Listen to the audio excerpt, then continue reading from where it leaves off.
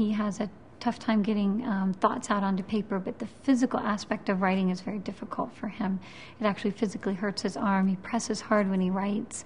So writing for him is tedious, and it can take a lot of time for him. Devin is autistic.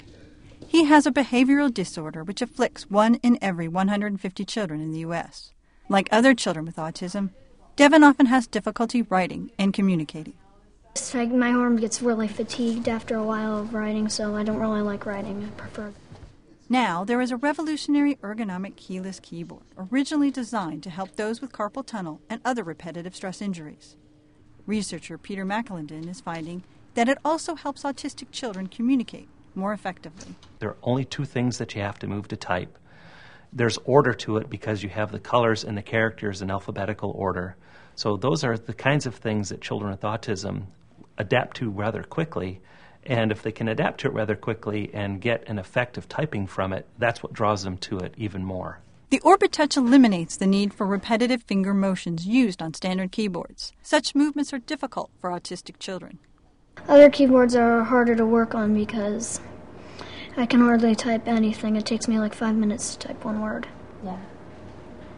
The system consists of 2 domes where the hands rest. The domes slide in 8 different positions, thus minimizing the amount of wrist and finger movements.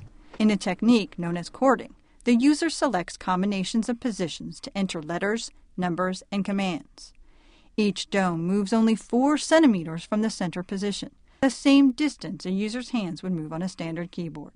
The orbiTouch has a built-in navigation capability that eliminates the need for a separate mouse. orbiTouch is helping autistic children unlock doors and inspires them to express themselves. Often conventional devices and methods are less effective.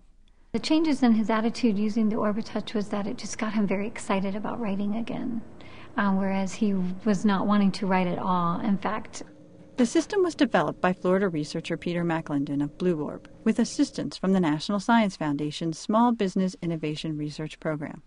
McAlinden has also adapted the Switchblade software that powers the orbiTouch to be used with the small handheld gaming controllers available today. He hopes the device will help eliminate repetitive stress injuries associated with gaming activity. But for Devin, it is the game of life, and with orbiTouch, he now has the advantage.